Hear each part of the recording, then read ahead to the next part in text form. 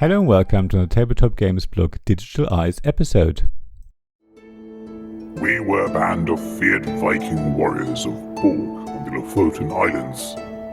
Our chieftain had tasked us with assembling a cunning and mighty crew, collecting provisions and journeying north to plunder gold, iron and livestock from foreign lands. We would find glory in battle, and a Valkyrie would lead the fallen to Odin's Valhalla. We were the Raiders of the North Sea by Shem Phillips from Renegade Games Studio. Now, I don't know much about Viking history, other than the stereotypical idea that these were people who used their expert sailing skills to explore new lands and plunder them for their precious resources, burning and killing as they went. However, just looking at a map, I can see that the Vikings were most likely heading west on their voyages, not north, as the rulebook says. However, some of them were indeed travelling across the North Sea, so the title of the game is absolutely fitting. As the game's title suggests, Raiders of the North Sea solely focuses on sending out longships to foreign lands, attacking and pillaging, bringing back riches and honouring the dead who lost their lives along the way. All players live in the same Viking village and want to be the one who impresses the chieftain the most. It's a game of one-upmanship, really. You earn your chieftain's respect in a number of different ways, attacking and razing foreign settlements to the ground, as well as offering your battle spoils to the chieftain, who will reward you accordingly. Ultimately, Raiders of the North Sea is a worker placement game with a bit of resource management and deck building thrown in. There's a bit of a twist though. Nobody owns any workers, even though everyone starts with one. On your turn, you place a worker on one of the available action slots in the village, then take back a different worker. You carry out both actions in that order, which leads to an interesting puzzle.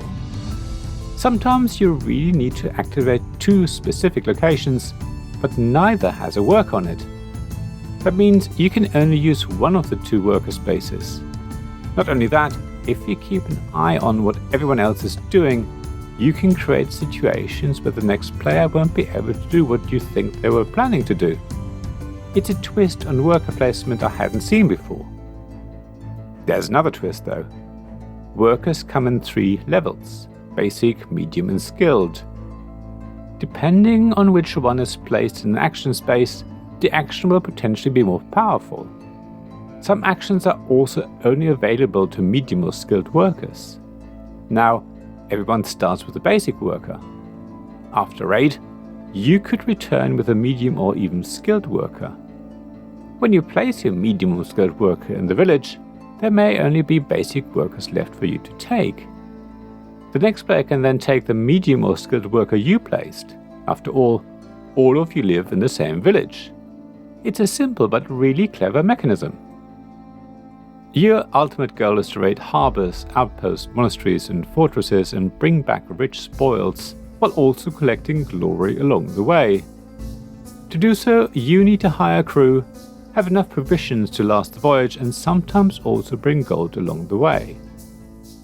Your crew comes from a shared deck of townsfolk cards. Each townsfolk has different abilities, effects and battle strength, and costs a different amount. Sometimes you want to employ townsfolk in the village to give you one-off effects, but most of the time you want to add them to your crew, where they not only add to the battle strength but also provide additional effects. For example, some crew give you extra glory when you successfully raid certain locations. Others force your opponents to discard a card from their crew if they die in battle. It creates another level of interest. You can collect your provisions from certain locations in the village. The same is true for money that you need to pay for your crew. The spoil you bring back from your raids can then be used as offerings for the chieftain. However, you can't just offer anything you like. There are 3 tiles available at any one point that show the combination of spoils you need and how much glory you will get in return. As soon as a player has completed one of these tiles, they get the points and the tile is discarded, being immediately replaced with a new one. So you have to be quick or you miss out on points. Raiders of the North Sea can seem a bit overwhelming at first, but it's really quite easy. Setup in the physical game can be a pain, but I've only ever played it digitally. So I never had to worry about placing all the loot onto the board and seeding everything. I just had to click play and off I went. Once you've taken a few turns, it'll quickly all make sense. You can learn additional things as you go. In fact, I think the game does lead players along the way. There's not a lot you can do at the beginning of the game. You will try to collect provisions, earn money to buy crew, and keep an eye on what places you can raid and how many points you're likely to get. On your turn, you will be further limited in your choices based on what action spaces are free. So it's not really overwhelming to play, and it slowly ramps up from round to round. It's almost like an engine building game, but not really. Raiders of the North Sea is really quite addictive. Every game does tend to feel very much the same, but you still want to give it another go. Maybe next time you can outwit your opponents and get the better loot. It's quite weird. You feel like you have a lot of agency in the game, and there's a fair bit of planned action in the way that you all share workers. At the same time, there's a lot of luck in what cards you draw and how the loot is distributed on the board. It's a good balance though. So, at the end of the day, Raiders of the North Sea is the sort of game I happily play anytime. In fact, it's on my wish list of games to buy in physical form.